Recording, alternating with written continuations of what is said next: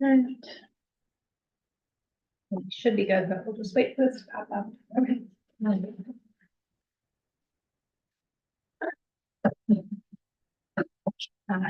Up here. And Chair, we are good to go.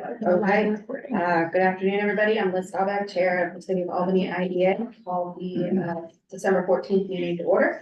Note for the record that we have a quorum, however, with Lee Eck, Christopher Betts, and John Maxwell not in attendance. First item on the agenda, I'd ask for a motion to waive the reading of the minutes and approve as presented. So moved. Second. All in favor? Aye. December 14th. Now we'll go to the report of the Chief Financial Officer. And within your packets is the summary of the annual cash for the year-to-date cash position and cash expenditures, through November with some projections in there for through the end of December. And comments on that, because then I'm going to a little bit of just where we're at, budget to actual through the end of November, just because you guys have all taken for that. Through the end of November right now, we are off budget by, as expected, by about $450,000. Big reason is that our agency fee income is down from where we projected by about 200,000. And we do have additional expenses in here for Liberty Park legal expenses that were, not in the original budget. So then those are the big reasons why we are off from budget through November. And I think in December, I think Andy, if you correct me if I'm wrong, you might be getting a couple closings by the end of the year, hopefully. So, and then that will 144 so, in Midtown. yes, so that will hopefully pull up our revenue a little bit, so we'll get closer to where we should be at the end of the year.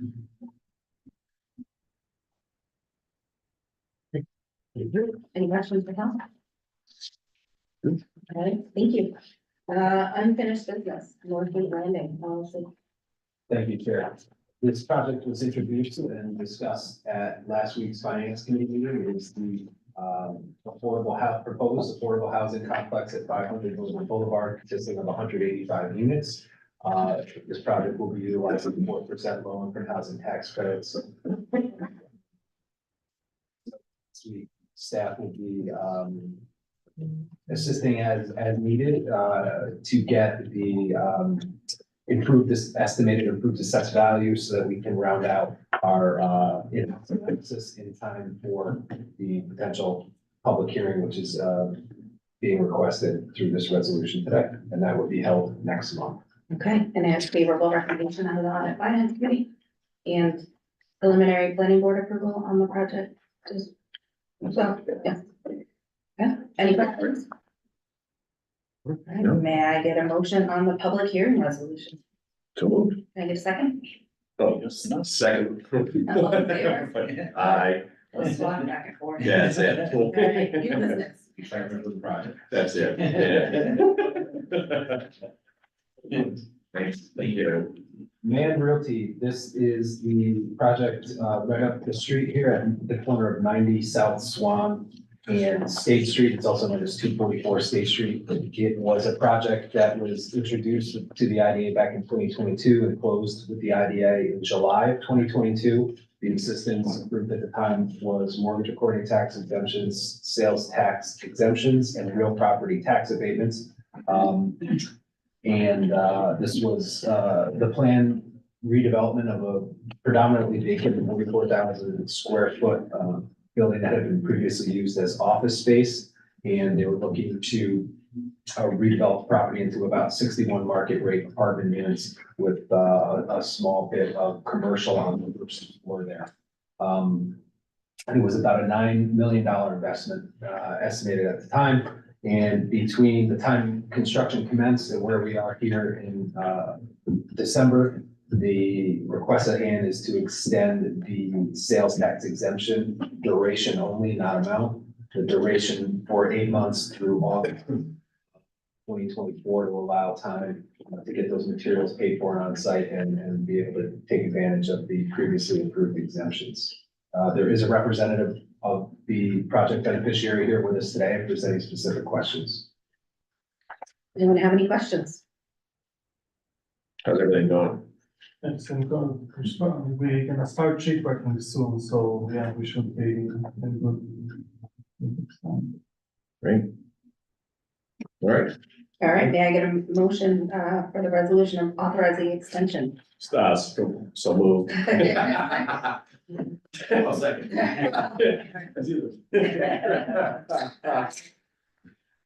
Right, that was all. Yeah. All right, agency updates. Yes, we do have a handful of agency updates, and they will culminate with Joe and his team, talking about some recent events in the media. But to start, in your packet, and we're also gonna have this posted on the website, we have put out our tentative 2024 meeting schedule for finance and board. So, we're also gonna get calendar invites out for that coming up here before the end of the year, so that everybody can kind of do their best to factor next year's schedule into their own personal schedules, so be on the lookout for that. Cassidy is going to, moving on to a different topic, is going to pass out the monthly installment of the update that they have requested from the folks at 1211 Western Ave. Where construction is at. Summing up the letter that they sent, basically the roof is going to be completed, they're hoping by towards the end of this month. They're looking to fully enclose the building by the end of the year. And they're expecting to come online at some point in the third quarter of 2024. So we will continue to have them provide us these monthly updates until that has happened. Any questions? And we, as we will with all projects, we have generally.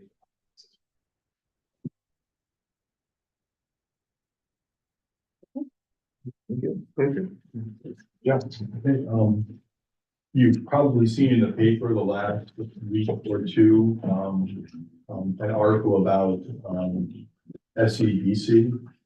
And some controversy with the authority budget office and litigation. And whenever we see articles like that in the newspaper, what we want to do is, your counsel is, to give you, any update on that issue as it may or may not relate to the IDA or the CRC, and keep you informed. I mean, I kind of flippantly say at times, if you're pumping gas at Stewart's and someone taps you on the shoulder and asks you a question about something, what we try to do with your counsel is keep you advised of what's going on. And allow us not to sound dumb. And so, what one of our mantras in our office is an educated client is a better client. And a client that thinks and knows that we're thinking about the client is a stronger and a better relationship. So, it's actually an interesting, set of facts and controversy back and forth. And I had, our law intern, Jacob Skoda, do some research and do a little brief for me about this. And really the background, at the risk of getting into the weeds, is that there's a number of not-for-profits formed in New York State for economic development purposes. And a number of them have tried to stay outside the ambit of the ABO regulations. And really the driver here is if there's control or if there's funding, then you're going to be subject to the ABO review and filing, et cetera, et cetera. And the whole idea, and I told Jacob I wouldn't put him on the spot, but he's available for questions if any of you have any questions, is that, transparency, regulation, accountability, these not-for-profits have a lot of power, have a lot of access to tax benefits, et cetera. And there should be some accountability, transparency, regulation of them. You might then think, well, how does that impact the city IDA? Well, the city IDA under the statute is specifically subject to these ABO requirements. And you've heard Andy talk extensively and Ashley talk extensively about the Terrace report. That's what that is all about. Well, with respect to the CRC, which is a not-for-profit that the IDA created, that is something that we thought about strategically when we first created that entity. And so what I want to do is pass out some materials with respect to that entity. Pass that way, pass that way. And then a couple that way. A couple that way. And what this is the certificate of incorporation of the City of Albany Capital Resource Corporation. And when we formed that entity, the reason we formed it was, you may or may not recall, back in January of 2008, the ability of IDAs to do not-for-profit projects expired. And we said, oh my God, what are we gonna do? And so internally, our combination of our public finance team and our tax team put together a financing structure that involved the creation of this local development corporation that would address the issuance of bonds for not-for-profits. One of the strategic issues that we dealt with when we created or proposed the creation of this entity is, well, there's going to be, among other things, criticism of this entity by, oh, you're creating another entity that, under New York state law that can do projects. Well, what we wanted to do was to try to address that, is to say, we are creating another entity, there is, proliferation, et cetera. You see that in the newspaper all the time. But what we did was we said, this is not an end around with respect to any regulations. What we're going to do is subject ourselves to the same regulations that the IDA is subject to. So if you go to page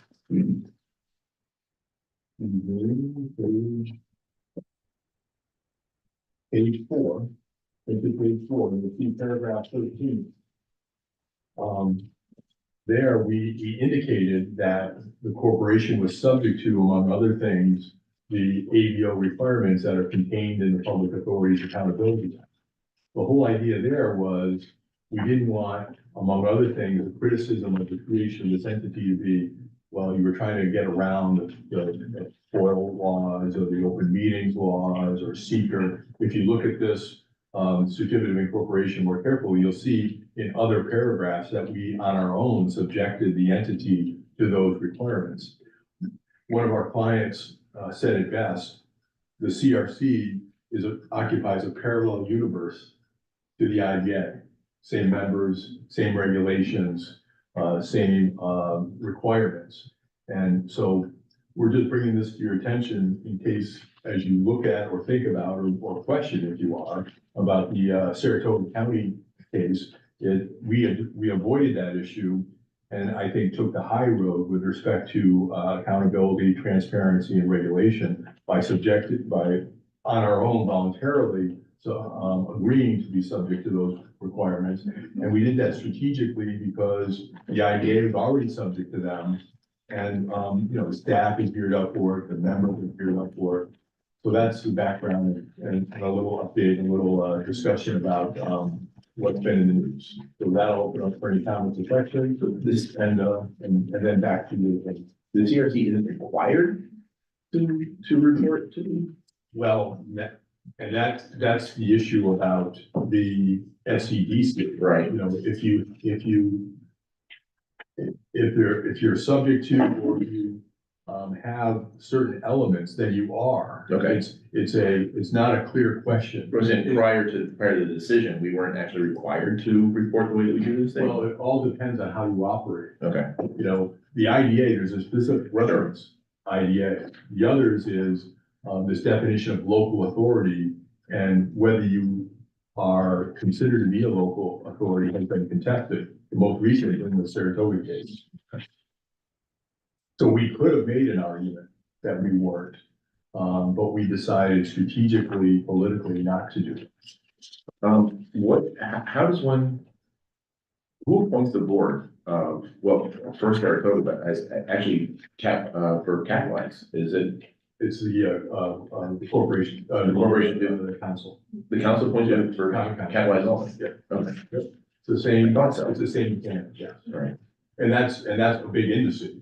They have control. Right, and So that would be, so for Saratoga, who appoints the membership of the board well, there? that, I'm gonna, the board, the members of the Saratoga EDC are appointed by, there's probably a variety, right? There's a couple of. Yeah, the court took issue specifically with the fact that they were giving board positions to members that donated over $50,000 or more. The court took issue with that, and also just in my research, the court defers to APO quite a bit. That doesn't sound right. Okay, So basically, we took the court, well, it wasn't, if I'm understanding correctly, the court essentially upheld that we were correct in the beginning to make the assumption that we're subject to Public Authorities Board and that the CRC is a local authority. Yeah, I think that's another way to put it, yes. I mean, again, we were very concerned about the appearance of the creation of the CRC. And that's why we wanted to, have it subject to these rules. so, yeah, and I think that obviously that was a good decision, I think, based on where this is going, so. I think, I would agree on that. yeah, Yes. excellent. Anything else? Great. And thank you, Jacob. Thank you. Thank you, Jacob. Thank you for having me. Thanks for keeping ahead of time. Anything else? Yeah, just the last bit of agency update, as we go through our last batch of meetings here in December on behalf of the staff. Obviously, Ashley, who can be here with us today, we just wanted to thank the members for the time, the guidance and the support that you provide us as staff. And it really gives us the confidence to, do the work that we have to do. So, we realize it's no small feat to get here as often as you do, and go through oftentimes the large amount of material that we put out there, so thank you. You're thanking us? I know, right? Yeah, I mean, yes. Cool, cool, cool. Are you gonna do that 3 more times? No. Come on, I gotta, No, I was gonna make you wait for it, but thank you to the staff for everything you do. right back at you. Yeah. Never absolutely. question any of the information you guys are providing, and I know how hard you're working. Thank you. And you guys do a really good job putting up with my kids running through.